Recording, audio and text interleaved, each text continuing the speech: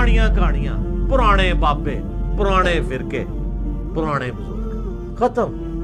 یہ باپا جانی کے مریدین بیان کرتے ہیں، وہ کہتے ہیں نہیں میں روضہ شریف پہ حاضر تھا، تو جب میں نے سلام عرض کیا تو اندر جالی شریف سے جواب آ گیا۔ یعنی یہ جواب نہ سیدہ فاطمہ کو آیا کبھی، نہ مولا علی کو آیا، نہ سیدہ عائشہ کو آیا، نہ کبھی ابو بکر عمر کو آیا، باپا جانی کے مریدوں کو آ گیا۔ وہ کہتے ہیں جی میں حیران ہو گیا کدھر سے آواز آ رہی ہے، تو غور سے سنا تو جالی شریف سے آ رہی تھی، حالانکہ اس کو پتہ ہی نہیں ہے کہ جالی شریف کے پیچھے کوئی نبی علیہ السلام کی قبر تو نہیں ہے، پیچھے دیوار، وہ تو بہت دور ہے، قبر دیوار ہے ادھر، کوئی بندہ قبر کے باہر بھی کھڑا ہو کے بولے تو تب بھی جالی سے باہر آواز نہ آئے۔ اچھا وہ کہتے ہیں جی وہ آواز آئی تو کہ میرے لیاس قادری کو میرا سلام کہنا۔ کہتے ہیں میں گھر آیا میں بھول گیا۔ سر یہ واقعہ آپ کے ساتھ ہو جائے اور آپ بول جاؤ، آپ عاشق رسول بھی ہو، چلو کوئی نجدی ہو تو بھول ہی جائے، کوئی مدنی تو نہیں بھولے گا نا۔ بالکل صحیح۔ کہتے ہیں میں گھر آیا بھول گیا۔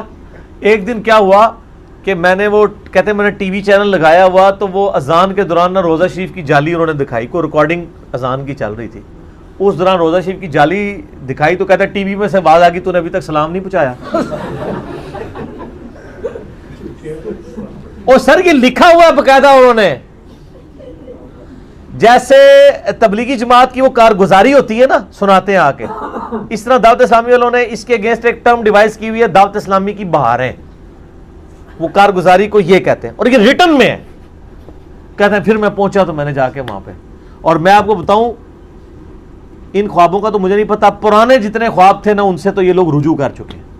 پرانی فضان سنت کے سٹارٹ میں خواب لکھا ہے کہ نبی علیہ السلام کی زیارت ہوئی ملتان میں، ایک اسلامی بھائی کا الفیہ بیان ہے کہ الیاس قادری کو میرا سلام کہنا اور ان سے کہنا کہ آ کے وہ ملتان میں اجتماع کریں، ایک نابینا اسلامی بھائی کا بیان ہے۔ سر وہ بعد میں جب تحقیق کی، اجتماع تو خیر ہو گیا، کئی سالوں بعد اس نابینا نے کہا کہ بھی الیاس قادری صاحب ہمیں اپنی یعنی ملتان کے لیے اجتماع کے لیے وہ ٹائم نہیں دیتے تھے، تو میں نے خود سے خواب گھڑ کے بیان کر دیا تھا،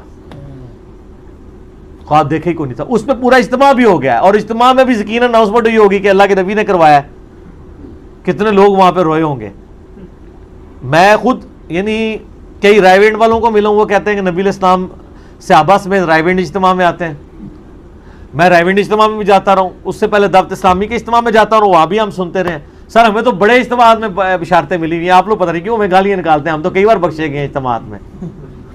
ظاہر ہے جب جنت کی بشارتیں ملی ہیں تو میں بخیا ہی ہویا نا، رائے وینڈ بھی ملی ہوئی ہے تے ملتان اجتماع بھی ملی ہوئی ہے، پھر بھی کہتے ہیں گمراہ ہے، گمراہ کتوں اسی تے بخش تواڈے اجتماع تو اسی جنت دے ٹکٹ لے کے آئے ہوئے ہیں، تے اگر میرا ٹکٹ جعلی ہے تو پھر تواڈے ٹکٹ کے ہوئے، ٹھیک ہے نا۔ تو یہ اس طرح کے نا یعنی وہ خواب بیان کرتے ہیں۔ صحیح بخاری میں حدیث ہے، نبی علیہ السلام نے فرمایا سب سے بڑا جھوٹا وہ ہے جو جھوٹا خواب بیان کرتا ہے، حالانکہ اللہ نے اس کو نہیں دکھایا ہوتا۔ اور سر جھوٹے کا مطلب آپ پھر سمجھ لیں، لعنت اللہ علی الکاذبین، جھوٹوں پہ اللہ کی لعنت۔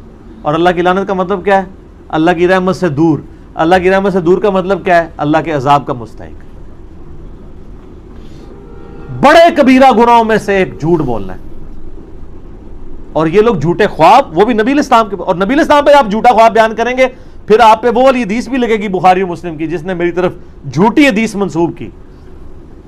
حدیث کا مطلب صرف نبی علیہ السلام کا فرمان نہیں، ان کی طرف جو بات منسوب کی وہ اپنا مقام دوزخ میں دیکھ لیں۔ تو اب وہ اس سوال کی طرف میں اینڈ پہ واپس آؤں، یہ گلدستہ اہل بیت کے والے سے تارج میر صاحب کے کسی چاہنے والے نے اگر خواب دیکھا ہے، ہم نہ ایسے خوابوں کی تصدیق کرتے ہیں نہ ان کی تکذیب کرتے ہیں، معاملہ اللہ کے سپرد کرتے ہیں۔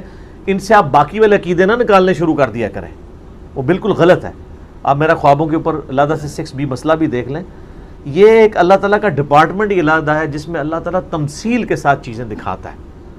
جیسا کہ مسند احمد میں آیا کہ نبی علیہ السلام کی وفات کے 50 سال بعد عباس، سیدنا ابن عباس کہتے ہیں میں نے خواب میں دیکھا کہ نبی علیہ السلام کی داڑھی مبارک اور سر مبارک کے بال بکھرے ہوئے ہیں، پرانگدہ حالت ہے، ہاتھ میں خون کی ایک شیشی ہے، اور آپ بڑے غمزدہ ہیں۔ میں نے کہا میرے ماں باپ آپ پہ قربان، آپ کو کس نے غمناک کر دیا؟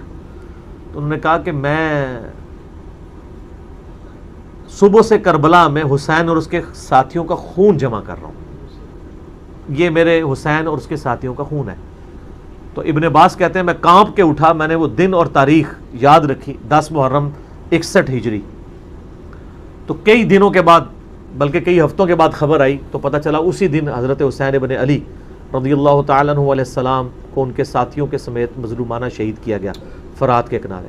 اللہ کی لعنت ہو ان لوگوں پر جنہوں نے حسین ابن علی کو قتل کیا, ان پہ اللہ کی لعنت, اللہ کے فرشتوں کی لعنت, تمام لعنت کرنے والوں کی لعنت ہو. تو ابن عباس کہتے ہیں کہ مجھے نبی علیہ السلام, اب اس حدیث سے بعض لوگ کہتے ہیں نبی علیہ السلام کربلا میں تھے, نہیں, وہ تمثیل ہے کہ نبی علیہ السلام کو تمثیل کے طور پہ امت تک ایک میسج پہنچایا گیا ہے کہ غم حسین ختم نہیں ہے, سوگ حسین نہیں ہے, غم حسین تو جاری ہے. اس پہ میرا کلپ ہے, آپ دیکھ لیں. تو اس پہ تو کئی ایک باتیں کی جا سکتی ہیں. تو یہ ابن عباس کا بھی خواب ہے جو اس بات کا ثبوت ہے کہ نبی علیہ السلام کی وفات کے 50 سال بعد انہوں نے نبی علیہ السلام کو خواب میں دیکھا ہے, صحابی نے. بالکل صحیح. تو یہ پاسبل ہے, اور اس میں غیبی خبر بھی ہے. یہ حاضر و ناظر اور علم غیب اس سے ثابت نہیں ہوتا, یہ محکمہ الگ ہے. ہم یہ مانتے ہیں کہ اللہ تعالیٰ اپنے نبی کو جتنی غیب کی خبریں چاہتا ہے عطا فرما دیتا ہے, اس میں تو کوئی نہیں ہے, کوئی دوسری رائے نہیں.